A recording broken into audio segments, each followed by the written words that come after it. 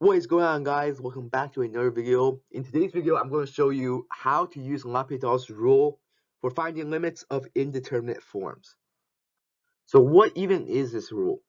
Well, it's super simple. It states that for an indeterminate form of the limit as n approaches c of f over g, that is just the limit as n approaches c of f prime over g prime. And you can see where the indeterminate forms arise. If g of x is 0, pretty much you can't really get an answer from that. So yeah. So what are the indeterminate forms? Okay, well, these are the 7 indeterminate forms that pretty much if you post these on any website forum, you'll get probably a bunch of people arguing what these are.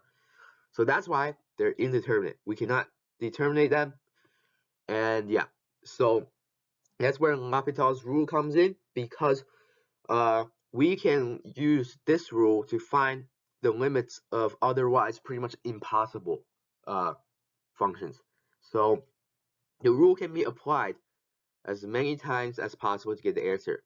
And you'll see what I mean once we get to the first problem.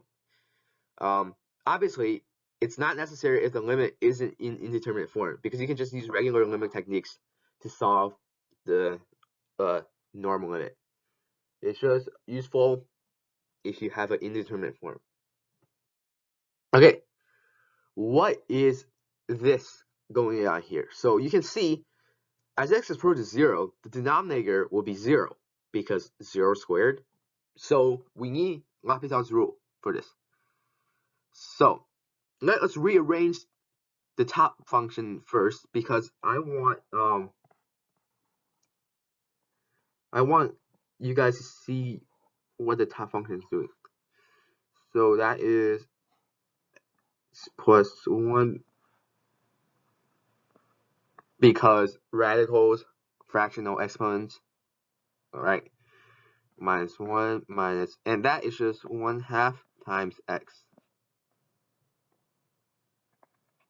Alright, so that's the top rearranged. Bottom one stays the same. So we're not applying any rule yet, we're just rearranging stuff. Alright, now let's apply the rule first. So the rule states that the limit bounds don't change, because that's good. Now the top becomes 1 over 2 x plus 1 negative 1 over 2 minus 1, actually minus 1 over half, because the 1 disappears. Bottom is 2x. So that is that right there. So the problem is, if you plug in 0 for the denominator, you get 2 times 0, which is still indeterminate. So, well, in the previous slide, I showed you that LHpitals rule can be applied as many times as you want. So what's stopping us from doing it a second time? That's right. We're going to do the second derivative of the original function now, aka the first derivative of this function, second derivative of this function, just so we're on the same page here. So limit as x approaches 0 again of second derivative. Okay, so now we can get a good denominator here, because 2x becomes 2, and that isn't indeterminate anymore. The top becomes, we multiply the power by the coefficient, so that is just negative 1 over 4 x plus 1, and then subtract negative 1/2 by 1, you get negative 3/2. And yeah, that's it. Now we can finally solve this limit normally. So this just equals, you substitute 0 for x. So 0 plus 1, because exponents first, so we don't multiply the 1/4 yet. So let's leave the 1/4. So 0 plus 1, 1 to the any power is just 1. So we don't care if it's 1 to the negative 3 over 2, 1, except for 1 to the infinite power, because again, that's indeterminate. So remember that. But any other real number is just 1. So what is going on with my pointer? 1 over 2. Now that is it. Now that just equals, and that is the answer to this otherwise seemingly impossible limit. Next problem. Okay, this one is a bit complicated to the unseeing eye, because if you really know what's going on here, it's pretty simple. Now, it does require the second fundamental theorem. So if you haven't learned that yet, yeah, I suggest. Actually, I'll just tell you in short why I put the second fundamental theorem calculus. Well, okay. You don't actually need to know how to solve integrals or take the antiderivative of anything to solve this problem. That is the beauty of the second fundamental theorem. So that is the reason why I put that on there. So I'm going to show you what it is in this video. So yeah, I guess crash course on second fundamental theorem calculus. But okay, so yeah, even though there's an integral on there, we don't need to know how to solve it because of this clever trick here. But let's first go back to the topic of LHpitals rule. As x approaches 2, 2 to the 2 cubed is 8, minus 8 is 0, so 0th power, we can't do anything with it. So let's just apply this. Derivative of top and bottom. Okay, here is where it gets fun. So derivative of the bottom, let's do this first. 3x squared. Boom, simple. Derivative of the top uses the second fundamental theorem of calculus. So basically, it just states that derivatives and integrals are inverse operations. So basically, if you think about multiplying and dividing, what do? That's right, they're complete opposites of each other. And they essentially cancel out if you apply both of them together. So it's not that simple, however, because we still need the chain rule.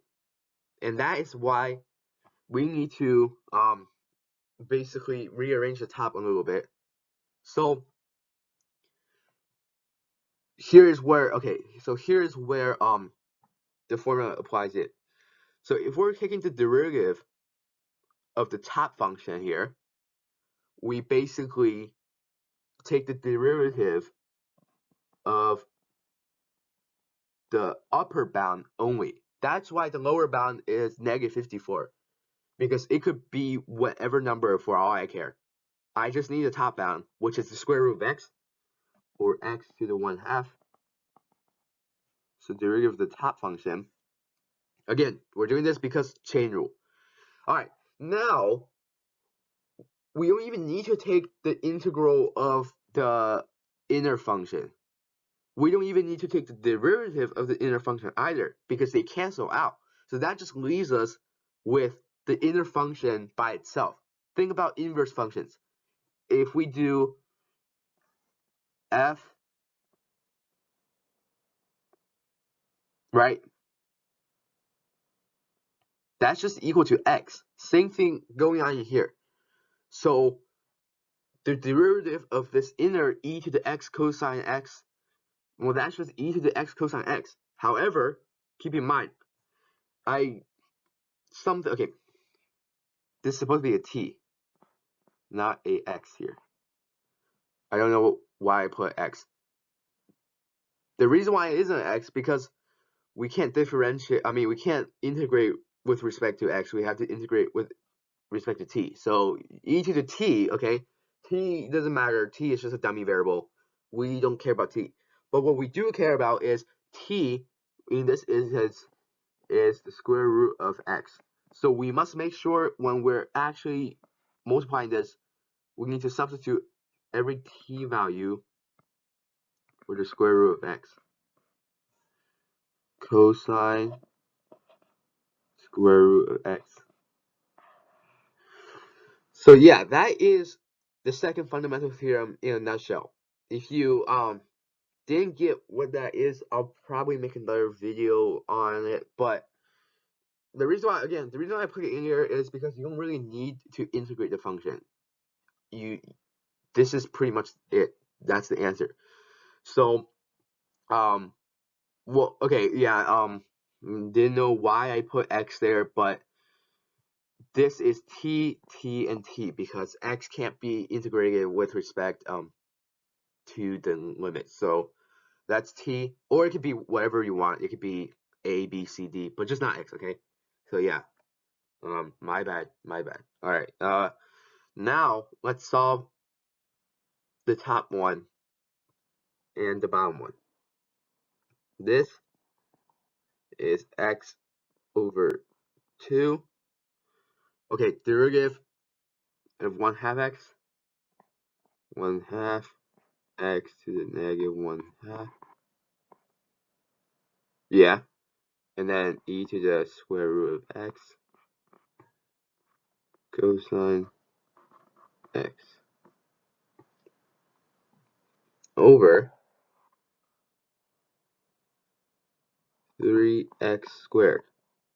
If we put 2 in for 3x squared, we'll not get 0 because we'll get an actual answer here. So let's just plug in chug basically. So this just becomes 1 over 2 square root of 2. Is that right? Yeah. Okay. And then e to the square root of 2. Running out of room here. Cosine square root of 2 over, what is the bottom thing here? Well, 2 squared is 4. Times 3 is 12. Okay. So let's multiply by the reciprocal because we can't have nested fractions like this. So that will just equal e to the square root of 2 cosine square root of 2 over 24 square root of 2. Let me write this a little bit better here so you can get the actual final answer here. So e to the square root of 2 cosine square root of 2 over 24 square root of 2. So, okay, that is the answer. Let me just remove this and redraw this. But that is the answer to this limit, which, I mean, knowing that I messed up the t up here, it's not gonna be very the solution isn't gonna be elegant because I did just make this off the top of my head, but doesn't matter because if we can solve it, it's a problem. So yeah, that's it for today's video. I guess I can make another second fundamental theorem thing, but other than that, I don't think I need to because again, second fundamental theorem calculus, you see an integral sign there, but now today you learn no need for integral. Just need to remember chain rule for the upper bound and substituting in t for the upper bound. So Yeah. And then everything else, I think, is pretty self-explanatory. But that's it for today's video. If you enjoyed this video, please leave a like and subscribe, and I will see you in the next one.